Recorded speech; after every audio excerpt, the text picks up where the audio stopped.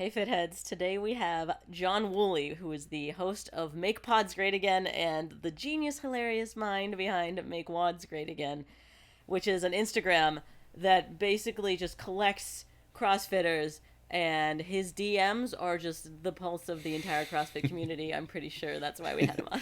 Yeah, he was the man. He tells an awesome story about how he got a trademark rejected directly from Trump. It was unbelievable. Crazy story. Crazy episode. It was awesome. Welcome to Total Fitheads. Serious fitness for not so serious people. Hey Fitheads, today we have the funniest fellow in functional fitness. Anybody ever called you that before? No, never called that. Welcome, John Wooley. Thanks for coming. Thanks for having me. I've been enjoying your Instagram for quite a while. Yeah, I was trying to decide today if I've got to start using the term functional fitness. I was creating a meme, the next one coming up, and I used the term CrossFit. I'm like, do I need to start saying functional fitness? Is CrossFit canceled? Like, I'm like trying to wrap my mind around whether I'm allowed to still say it or not. So I like that. Funniest guy in functional fitness. It kind of has a nice little. Write it down. I know. I'm going to pay you royalties every time I use it now. You are welcome to it. Wait, but for real, that's what we want to talk about. Like, is CrossFit canceled? Oh, you seem like you're tapped into the CrossFit community. You're getting DMs from the entire community, I feel like. Oh, it's ridiculous how many DMs I got. When all that CrossFit news broke, this is the no BS. I bet I got 2,000 DMs a day for about 4 days. What? I couldn't keep up. I had one day where I barely left the couch. I'd like get up, go get some food. I'd come back. I'd have like another 100 DMs. I'd clear them out. I'd go to the bathroom, come back. I'd have another 100 DMs. Like, Jesus, like you guys are obsessed. It was ridiculous. Well, so what was like the climate of that? Oh, it's been so weird. It's weird on so fronts because the community is really fractured. You've got half the community that's really locked into their kind of their moral stance. Not that the other half isn't moral, but my point. Like they're locked into, all right, we're gonna make Glassman pay for his comment, so we're out of here, and they're locked in tight. And you got the other half, they just want to work out. They just want to work out, drop some weights, and go home. And so it's a really weird debate kind of between those two of, do you leave and go do your own thing, or, do you stay and do CrossFit? And then you've got the affiliate owners who are deciding to stay or go. And you got the members, if they're affiliate owners, don't want to go. They're getting pissed off at the affiliate owners. It's like, it's all this infighting. It's like, ugh, it's not fun. It is not fun. So have you seen it like pretty much split like that, like half and half? I like want to know the precise percentage of racists that are in your DMs. No.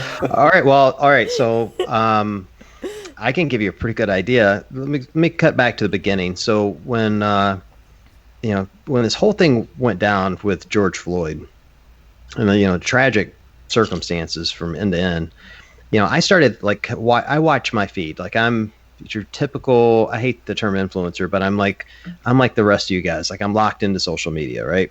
So I start noticing that like nobody's posting about it. Nobody's talking about it. No one seems concerned. And now granted, I follow a lot of CrossFitters, so I don't expect, a lot of social commentary, but you expect to see a little. Yeah, especially when it's such a overwhelming thing that's like everybody's talking about it, posting about it. Yeah. And so I was like, I started thinking like kind of about CrossFit as a whole. In my experience, I've been doing it for 9 years, and I've been to any event you could ever have, and I've seen it all. And I started thinking, I'm like, well, probably no wonder it's full of white people. It is like it's full of white people. That was my opinion. And so I'm like, I'm going to do a simple little video called, entitle it CrossFit Has a Diversity Problem. And I started with that video that you referenced with a CrossFit Games. I did took a Crest tube and it said, noticeably wider. And I said, CrossFit Games be like, noticeably wider. And oh my God, people went nuts over that. If people wanted to do CrossFit, they can do CrossFit. It doesn't matter what race you are. And so then I'm like, all right, well, I'm going to do this video. I'm going to show them. So I do the video, saying that CrossFit has a diversity problem. I am not shitting you. I have 270 something thousand followers. I lost 2,500 followers in 3 days. So it's the number you're looking for is 10%. If you want to know if you need a percentage, that's how many racists are out there.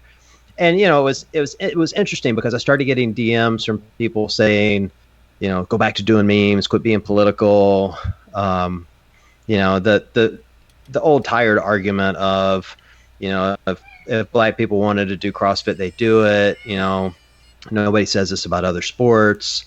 What about the NBA? Do they have a diversity problem? Like, all those kind of BS things.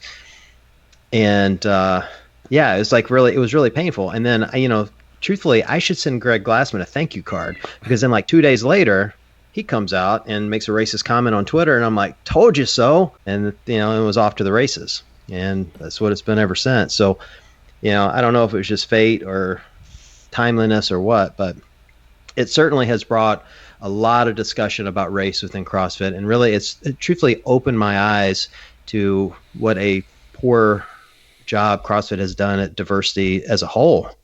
Just at the company level, like, you got to set aside the games. Like, I don't think it really has a diversity problem, but the corporation and the gyms themselves have a major one.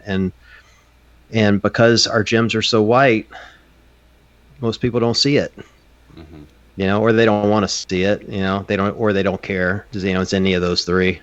So yeah, it's been a fun week and a half or 2 weeks. It is interesting that it was I remember seeing that noticeably white thing, and it influenced one of my fitness videos, and I started talking about, like, I Googled, diversity problem in CrossFit because of you, and it was just like right before all of that blew up. It's crazy that you were like prescient about that. It's funny, once you start looking for it, then it's crazy noticeable. Like, if you go to the CrossFit website, and somebody said to me the other day, they're like, how could you say this about CrossFit? They donate money to charities and blah blah blah. I'm like, just go to their website, Google level 1 certification. The first picture on their website is a picture of everyone getting the level cert 1, and they all look just like me. Every single one of them. Now I'm like, you can't even make this up. That's not one gym. That's 100 gyms out of the 6,900 in the continental U.S. Like, come on. Like, by percentage, you should have 10 people in that picture that are not white, or 20%. And there's none, literally none. I'm like, you just can't make it up. So it's startling to me now that I'm really looking at it, and it doesn't make anyone in CrossFit racist to do that. It just means they have had no effort toward it, haven't cared until someone brought it up. So I think it's time to bring it up. Yeah, it's something you think that they should actively work against, even though it was like not intentional? Well, yeah, all sports do. Like, here's the crazy thing. So now that I'm really looking, I'm doing research because I'm just a nerd, And so I went back, because I get all these arguments from followers, and I love saying "I told you so" to followers. So I they all say the same thing. Well, what about hockey? Hockey's full of white people. You're not saying they have a diversity problem. I'm like, all right, let me go look up the NHL website. So if you go to the NHL website and their Instagram page, on Blackout Tuesday, guess what the NHL did? Blackout Tuesday. Guess what CrossFit did? Beef and broccoli recipe. I mean, come on. Now, seriously, if you go to the NHL website, they have an amazing diversity program, along with internships and getting diverse candidates working for the corporation. And athletes, diverse athletes, like out on the front lines talking about it. This is the NHL we're talking about here, Same thing for NASCAR. NASCAR has a better diversity program than CrossFit. Let that sink in for a minute. I mean, when you're getting your ass kicked by NASCAR in diversity, come on. Something's up. Yes. I grew up in the South, so I'm allowed to make Southerner jokes. Like, I grew up in Mississippi, so... Before any of your Southern followers start coming at me, I'm from Mississippi, so I can speak hillbilly like it's in my original language. So, well, do you think it was like they forgot, or when does it get into like so much forgetting into active like? I don't think it's that they forgot. I think it was never part of the CrossFit methodology. What they was originally designed to do, you got to keep in mind when this thing was founded, Greg, the the owner, was going to police stations and firehouses and signing these guys up and teaching them to be fit to, use toward public service. And to this day, virtually all gyms give a discount to first responders. I think they all do. I mean, I've never heard of a gym that didn't. I mean, that's kind of how we started. And so it's always had like kind of a real passion around military, first responders, that sort of thing. Mm-hmm. And there's a really low cost of entry to get in. So it's, $3,000 for an affiliate with no training around, how to run a business, no training around sexual harassment, no training around diversity, no HR training of any sort. It's just like, hey, pay $1,000, get your level 1, teach people to squat, do some crazy shit, and go do your thing. That's the extent of the training, And so it's never been a focus. Now, over that time, they have certainly helped many charities, including some diverse charities, but they're also really terrible at transparency and handling social media and even talking about their own stuff. Like, that's partly why Greg got himself in trouble. Like, he's brilliantly smart, but he has no idea how to use a cell phone properly. And so you put this guy on Twitter and, bad things are going to happen, So that's the gist of it. They've never had a focus around it ever. It's been a single company run by one guy whose passion is public health, not how do you run a business in, the 21st century. Well, when you're talking about like, getting your level 1 and then just opening a gym, like I did the weekend thing and I still feel honestly unqualified to be training people, but I am a CrossFit trainer. And, what? You're saying you didn't learn everything in 48 hours? That's insane. What? Right, so it's only 48 hours. Oh, I mean, this is all leading up to me just asking you, was the affiliate fee ever worth it? Well, when it originally started, it was like $300. It is worth it in the fact that, you're connected to a network of gyms. You get the SEO search. So, if you're if you came to Cleveland where I live and you Googled CrossFit's near you, you're going to get 24 gyms that you can pick where you want to go. So from that aspect, it's money well spent. I mean, imagine these affiliates are leaving. Who's going to go Google functional fitness near me and get what they really want? Like you need a brand name, and that's what they have, is a really good brand name that people understand. The games push that out. Like that helps, that people have seen the CrossFit games and they know what it is. So it certainly gives them some stuff, and HQ does provide other resources, but they're sparse. And to your point, that level 1's not exactly a master's degree. And no offense to people that have it. Like, I made a joke the other day that I could get the level 1 blindfolded, and some coach DM'd me and just blew me up about, and I knew that was going to happen. You got to do it. I know. Well, look, I've been CrossFitting for 9 years. How many different ways are there to squat? Like, how hard can this test be? But it's a written test. You got to learn Braille. Yeah. Well, look, I know all the tricks. Here's what you need to know to be a CrossFit coach. You need a lacrosse ball. That's where you got to start. You tell people to roll around on that shit. You gotta yell no rep when they don't get below parallel on their squats. I mean, how hard could it be? I don't want to discount the hard work people put in to get the level 1, but to your point, it's a 2-day class or a 3-day class in some cases, and there should be more than that, which I think should include sensitivity training and HR training and sexual harassment training and diversity training. Yeah.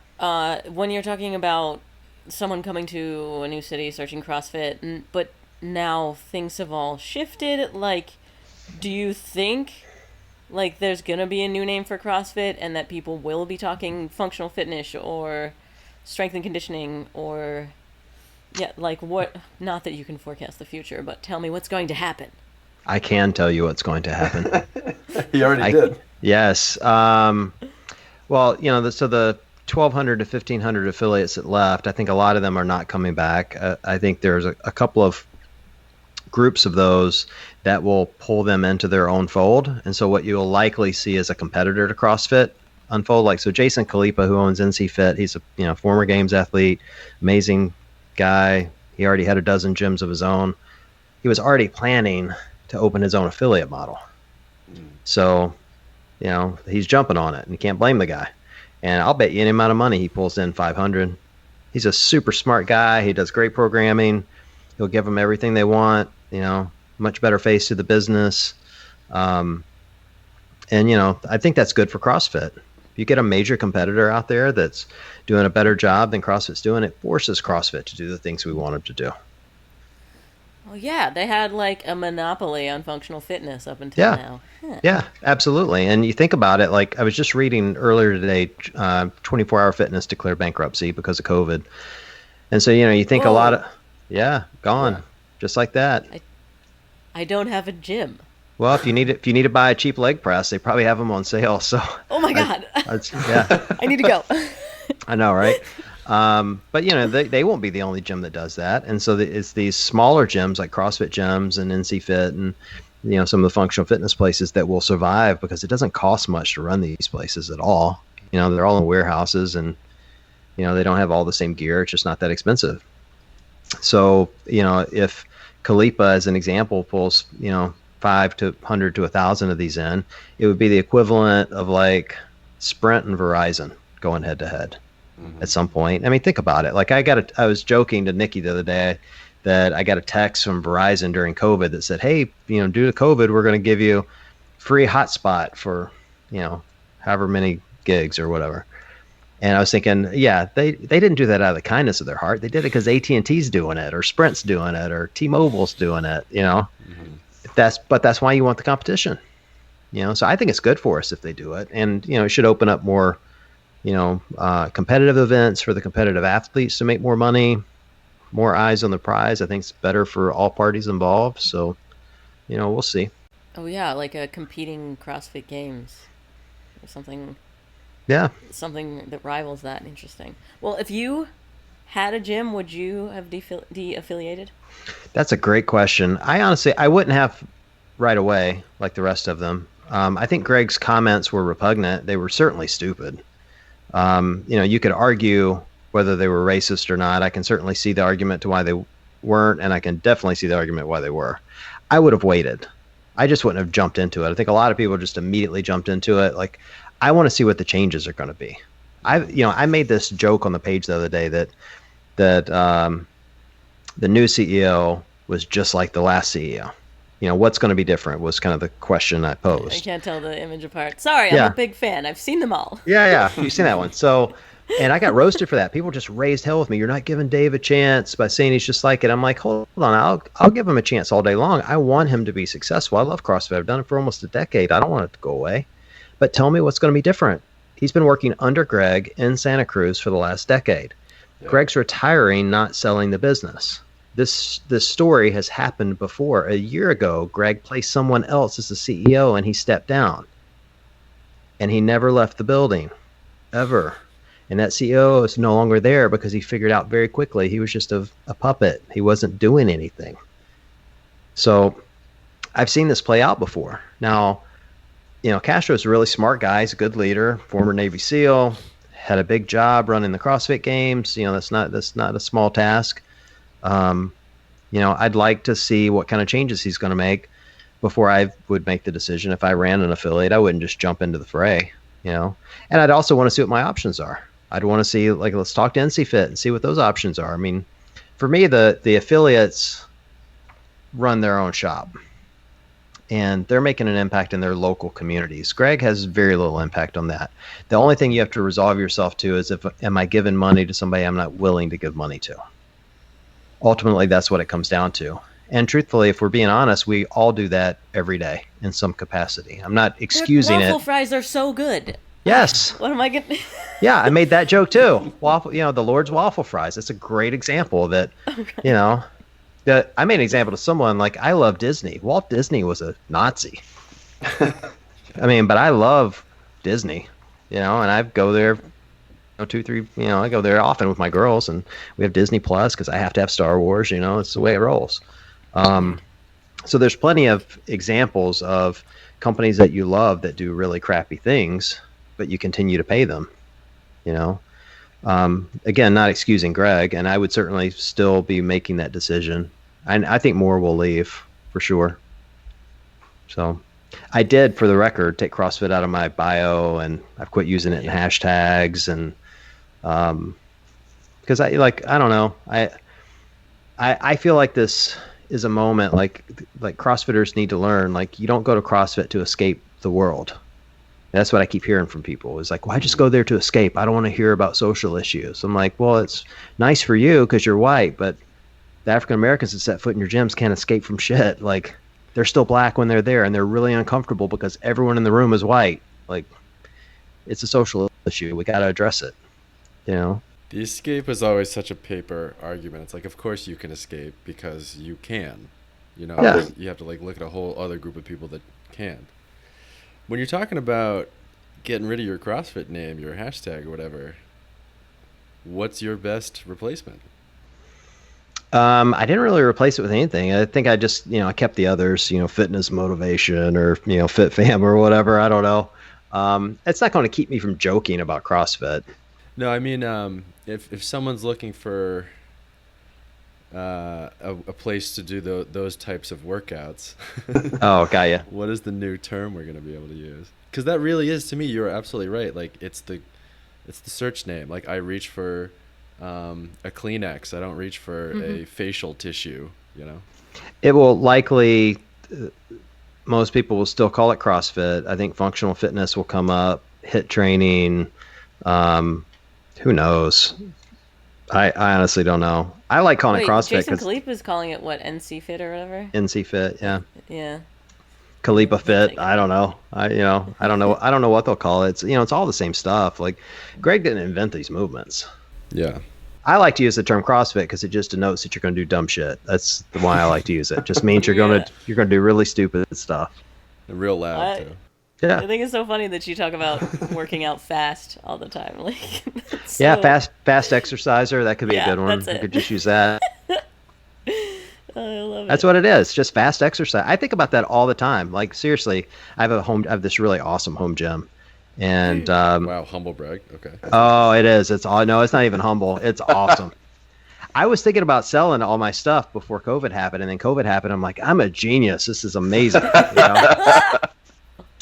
And but people ask me, what do you do down there? I'm like, I do all the same stuff you guys do in your Globo gyms. I just do it faster than you. That's all. I just put it all in one workout and get it done. And I think that's what we all do. Wait, no, you can't just glaze over the home gym thing. What's your setup? All right, let me go through let me give the whole thing. I'll start with the cardio equipment. So I have a C2 rower, I have a C2 bike, I have an assault bike. Those are the three cardio. What? Yep. And here's the real humble brag. I got the assault bike for free, and I got the C2 rower for $300. So I'm really excited about those two. Wow. It just goes to show, if you make fun of assault bike long enough, they'll give you free shit. It's awesome. That's one of my questions, is what did the assault bike ever do to you? Yes. Have this written down. And then for the rest of the gear, obviously rubber matting on the floor. I have a GHD. I have 320 pounds of plates, barbell, rack, pull-up bar, med ball, plyo box, 2 kettlebells, 2 sets of dumbbells. I have all the mobility stuff sitting in a box collecting dust because I never use it. Yeah. That's the truth too. And all the bands that go with it. And there's something else down there. What else is down there? Oh, battle ropes that I don't use very much, but they're still fun. Dang. God, Yeah, I'm so jealous it's of your GHD. Yeah, I keep the C2 bike I keep upstairs. I bike every day. I pull it in front of the TV in the mornings, and I'll bike. Like this morning, I biked 15K, just sat there and watch YouTube and screw around, and then do my workouts in the afternoon. Dang. Well, what program are you following? Well, so I go to CrossFit Cliffside. They have not unaffiliated, but it's owned by Saxon and Spencer Panchek, and I just follow their programming. I've been with the Pancheks now for 3-4 years, so I've been on their program for a while. That's they're real kind of traditional CrossFit type programming. You do some sort of strength, some sort of Metcon. They keep most of the workouts between less than 20 minutes. 20 minutes is pretty long. Like today's was 12 minutes total. 21, 15, 9 of burpee pull-ups and thrusters. So they were putting out programming through the lockdown quarantine stuff?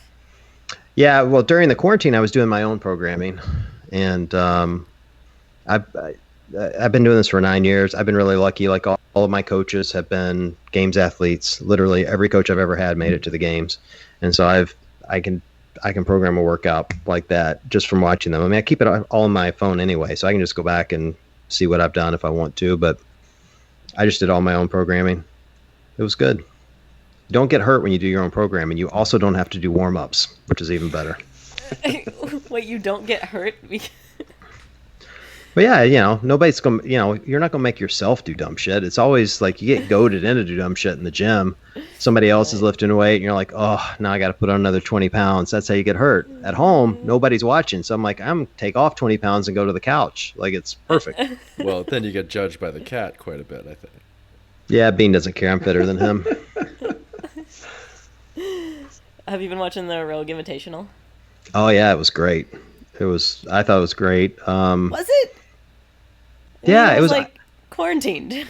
I thought it was fun. I was telling Saxon finished 5th, and I told him, like, I wish there were more competitions like this. Now, I was a little sad because Rogue Invitational is 2 hours from me, so I would have gone in person. That's the event that I would have like spent a lot of time at and really kind of hung out with people. But I enjoyed watching it. I was like, I like the in-person sanctionals, but it'd be fun if they did a few of these each year where you could just, hang out at home and, sit there and drink my White Claws and watch fitness. It's great. Yeah, I do think it's cool that it's happening in real time, and I feel like I'm there with other people watching. It's like a community event kind of thing versus, watching something streaming. It's not with anyone else. Right. Did you find that when because the athletes aren't competing next to each other, but they can still sort of hear and see what's going on. Did you think that there was any missed competitiveness? A little bit. There were some weird moments. Like, there was one moment where Pat Vellner won his event, and they didn't tell him he had won, and so he just kept working out for like another full minute. He's just sitting there doing more thrusters or snatches or whatever the hell they were.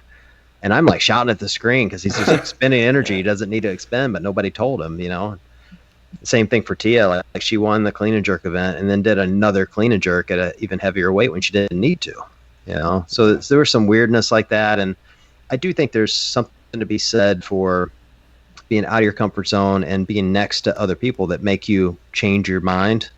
Like these guys, I'm sure they all, like I know Sax. So Sax went in with his plan and he just stuck to his plan. Like he's real methodical. But you put him in a room with other people and he sees them beating him, he changes his plan like right then. And oftentimes that will make you do better. And oftentimes that'll make you screw the pooch. So it's fun to, see both ways. So yeah, I think it did affect it a little, but when you look at the leaderboard, kind of the top athletes finished where you kind of thought they should. Pat won, Noah was right at the top, BK was there, Sax was there, like all the best athletes still finished high. So it doesn't really matter, you're still super fit even if you're in your own box. Yeah, I mean, like these guys are superhuman.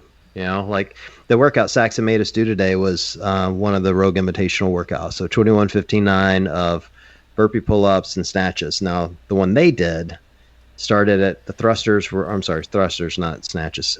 Started at 135, then the round of 15 goes to 185, the round of 9 goes to 205 for the men. And I think Saxon did it in like 7 minutes and 30 seconds. So I go in today, I'm like, all right, I'm going to do it at 75, 95, and 115. And it still took me 10 minutes. No, I'm like, and it's just humbling, how good those guys really are. They're just on an entirely other level, I am fit for an old guy. I mean, I'm old. Well, though. I agree that I'm I would really love old. to see more CrossFit events. I just want to watch beasts do beastly things, but they got rid of regionals. Like, what are your thoughts when that happened? I don't. It's funny. I was talking today about this. Like, there's a big push by the athletes to all drop out of the game. So I don't know what's next. None of us do. Like they're having Zoom calls and they're trying to decide. Like a bunch have already dropped out. Noah, Chandler on the men's side have already said they're not going to compete. And, Noah finished second last year. Chandler's a top 5 athlete for sure. On the women's side, Katrin Stavensdotter's out. Amanda Barnhart is out. There's like half a dozen of them at least already. And these are top competitors. These aren't like, national champions. These are top 10 athletes. Mm-hmm. So if enough of them band together and say they're not going to go, I don't know how they can hold the games. I mean, they can, but no one will ever look at it as legitimate. So.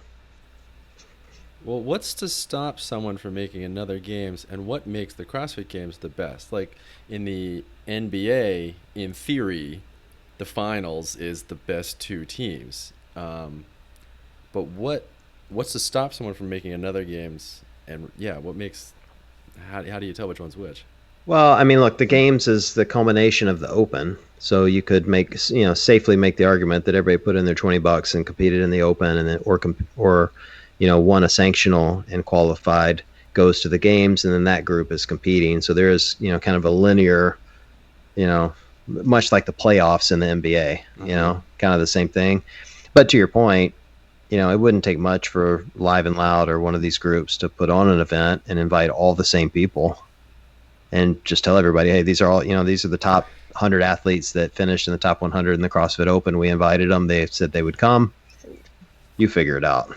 It strikes me more as a tennis model than a NFL or NBA model. Like there's this big tournament that everyone can go to, and then there's the U.S. Open, the French Open, the whatever. Why aren't there more big tournaments, or is this going to be the beginning of that? Do you think? That's a great point. That's probably a really good suggestion for them. Instead of saying, hey, let's just have one final kind of championship and crown someone, maybe you should be looking at the accumulation of points over the course of a year. So Pat Vellner won 2 events this year. He won Wadapalooza, and now he won the Rogue Invitational. That's pretty damn good. He could make a safe argument that he's the fittest on Earth. Mm-hmm. So to your point, if we had a whole bunch of events and said 4 of them are Grand Slams, and just like golf does, and at the end of the year you say, all right, here's who's got the most points, they're the best. Mm-hmm. I think everybody could live with that. I struggle with saying that as fit as Fraser's dominated and he is the fittest, but it's hard to say like the programming is designed for these guys. I mean, it just really is. Like you could play with the programming to make him lose if you really wanted to. You make event one. Event one is height. Yeah, you gotta get something off the top of the fridge. That's event 1. And event 2 is you have to go ride the roller coaster if you meet the requirements. Come on. Then he's done. I love Fraser, by the way. I shouldn't make fun of him. Besides the fact he would just rip my arms off right at my armpits. Wait, have you had him on your podcast? No, we keep asking. We've asked multiple times, and we haven't gotten him on yet. I met him once, and he's a great dude. He knew who I was, which was really humbling.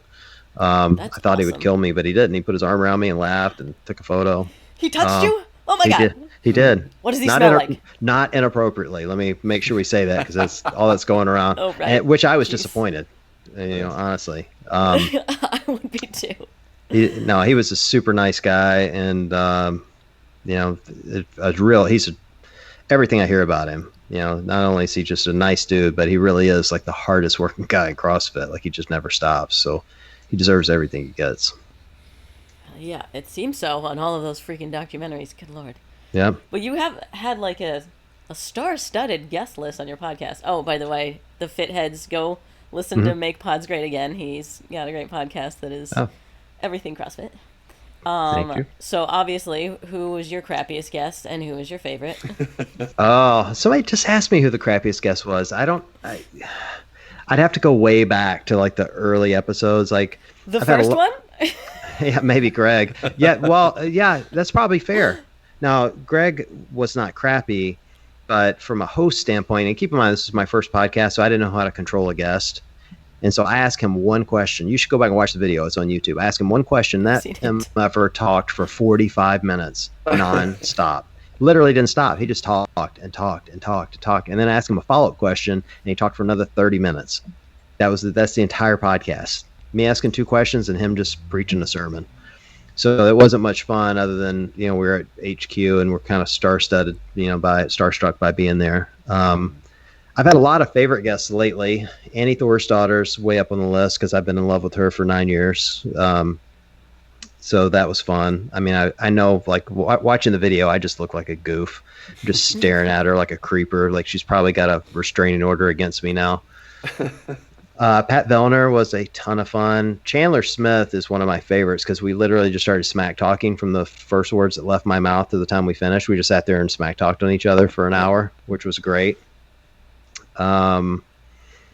Other than that, I don't know. Like, I've just had so many lately that I've just enjoyed. They're all kind of fun in different ways. We don't spend a lot of time talking about CrossFit. We just talk about whatever's going on in their life, and you usually find out a lot of dumb stuff. So it's it's kind of a hoot.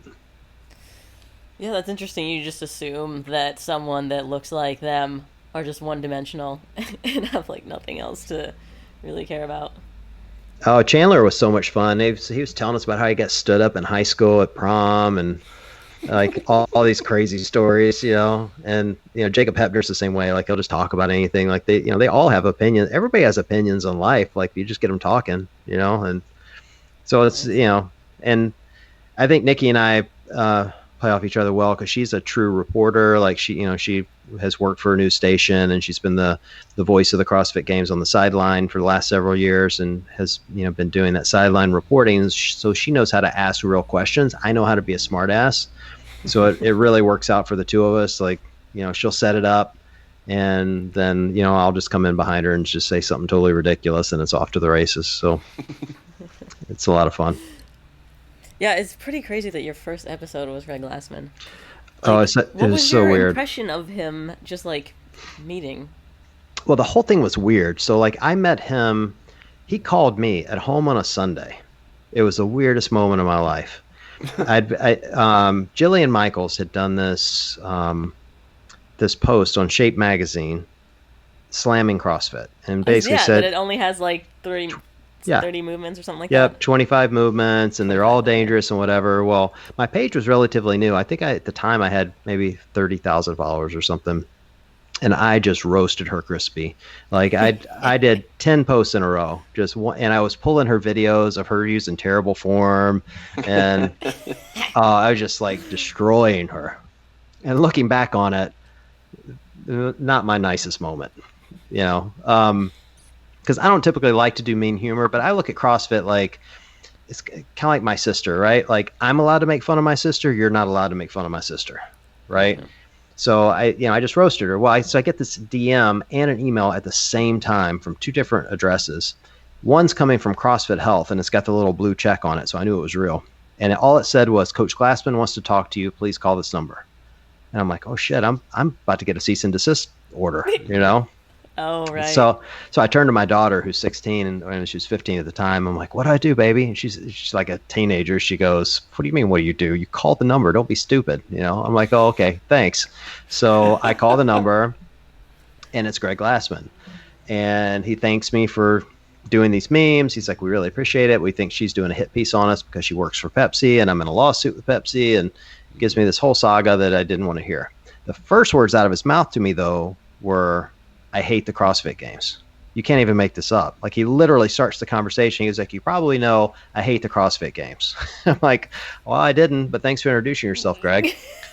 And he just goes on this diatribe about Pepsi and Jillian Michaels and how he doesn't really care for the sport. He's just focused on his health initiative.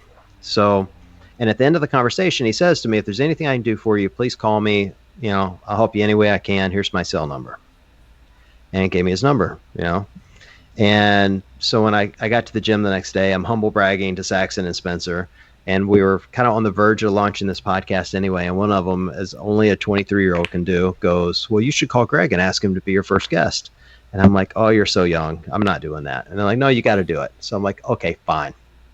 So I shoot him a message the next day. Within minutes, I had an email back saying, "We'd love to have you. Can you be here Wednesday?" Whoa. So I had to go to my boss, explain to him what CrossFit is, who Greg Glassman is, take 4 or 5 emergency days off of work and fly out to Santa Cruz to interview Greg. So that's how I got in front of Greg. My impression of him, we met him for breakfast at this little place that he goes to. I forget the name of it, but we literally sat there and talked for 2 hours. He and I, side by side, he just talked to me about his health initiative, everything's going on. He's got like this cult of personality, like he's really engaging. Mm-hmm. And he's one of those people, I don't know if you've ever met like a superstar, but that's what it felt like. He's got that aura about him that he's just kind of different than everybody else. And I don't think it's because I'm in CrossFit. It's just like he just has a of talking and making you feel special and like kind of drawing you in. It's probably why CrossFit's a cult. It's kind of like a cult leader. And so we did that for like 2 hours, and I wish I'd recorded it looking back on it. And then we drove over to headquarters, and he gave me like an hour and 30 minutes worth of content, like straight up interview for an hour and a half, maybe an hour 45. It went so long, one of my cameras burned out. Like, it was crazy, and then he gave us full run of the facility. Like, we worked out at HQ. We spent 2 or 3 days there, and then he flew us back out for their derelict doctors club a couple months later, and he paid for it. Brought us to his house for dinner, the whole deal. It was crazy. So I don't know. My impression, he was really kind and generous to us. My impression of him has never changed, though. If he likes you, he loves you. If he doesn't like you, you're in a bad place. So I've always kind of kept that in mind, that I don't want to get the cease and desist or a lawsuit or whatever. Not that I don't pull punches on him, because he doesn't look at Instagram anyway. But at the same time, like, dude's a pit bull. He does not back down from a fight.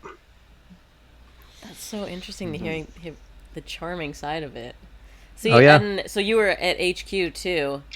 Like, what I worry about with all these de-affiliations and CrossFit possible collapse, there's like a pyramid of people underneath Greg Glassman that wouldn't have said any of those things and aren't racist, and they're going to lose their jobs. I mean, what was your impression of HQ?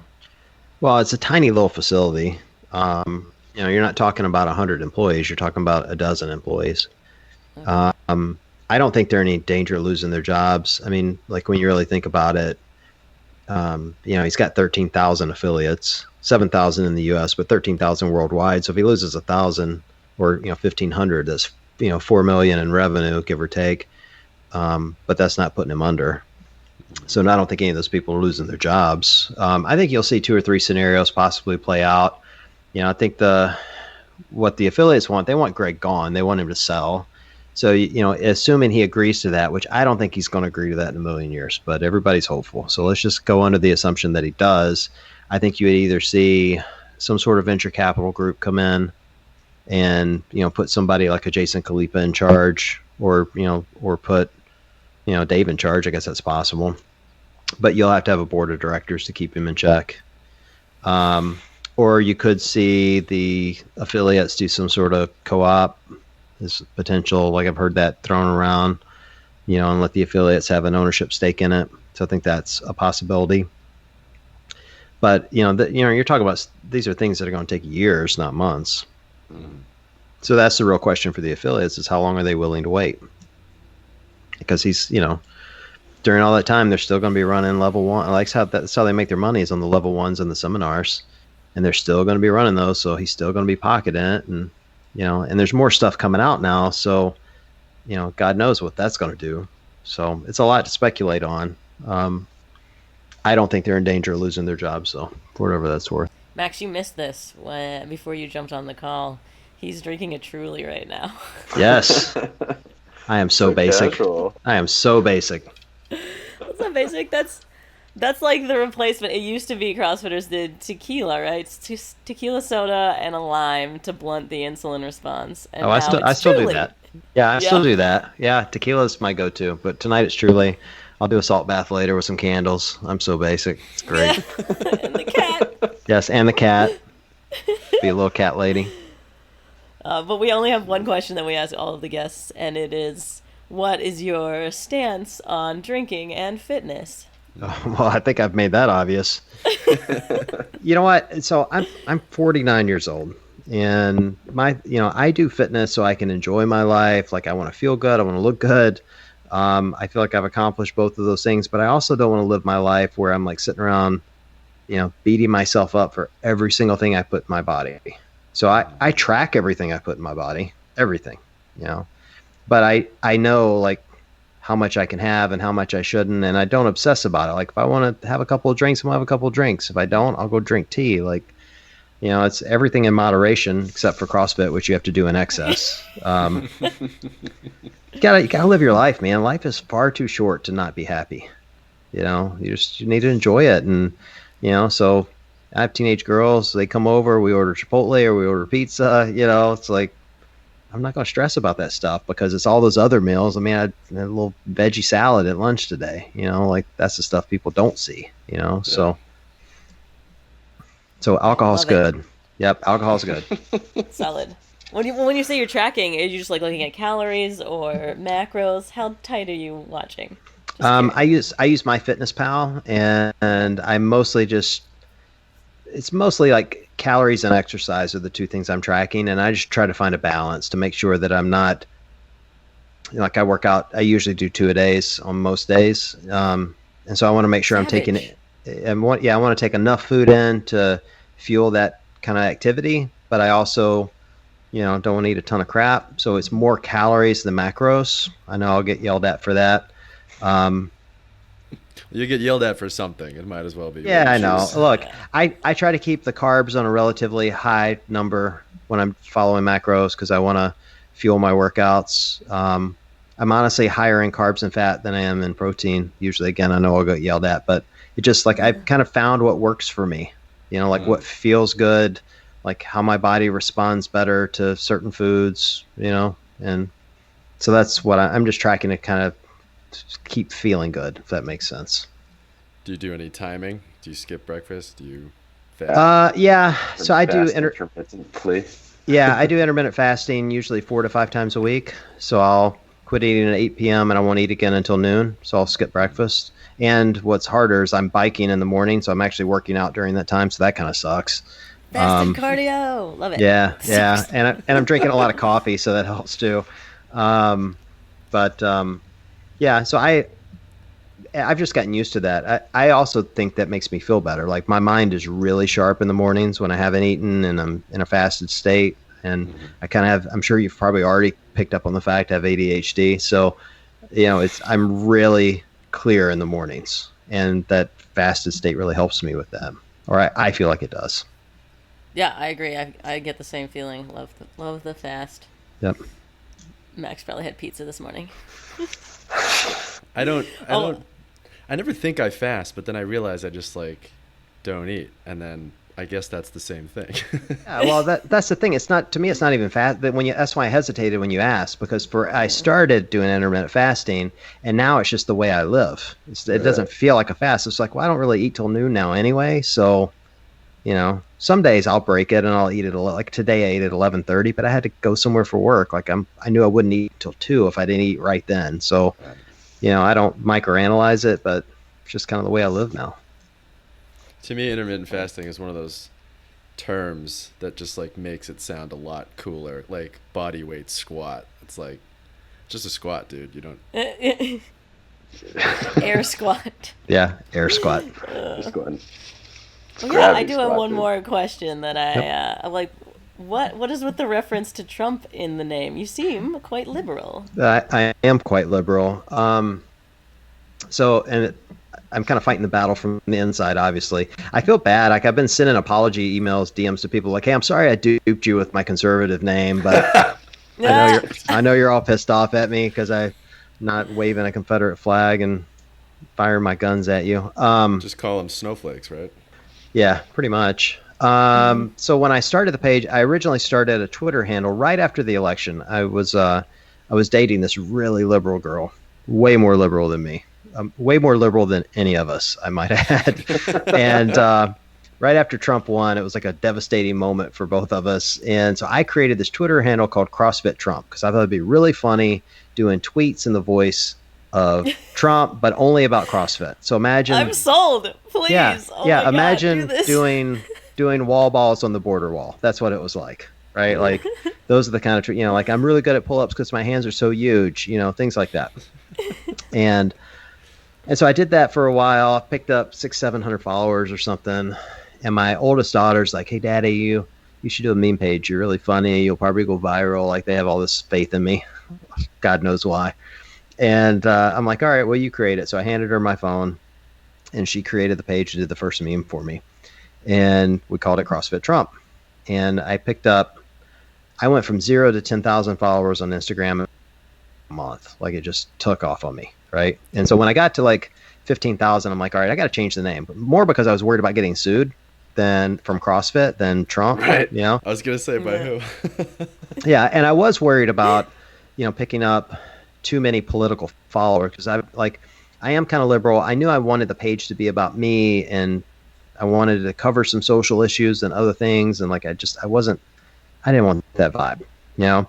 So I changed the name. I wanted to pay homage to the CrossFit Trump, and so I changed the name to Make WODs Great Again, playing off of his name, because I knew WODs is like the one thing about CrossFit that's universal for all CrossFitters without saying CrossFit. So everybody would know what it was. And I created this logo that was a kettlebell with Trump hair on it. And I threw it out to my followers, little black kettlebell with Trump hair. And one of my followers messaged me. She goes, you got to make it orange. And I'm like, oh shit, that's funny. So I made it orange. So I had this little orange kettlebell with Trump hair on it.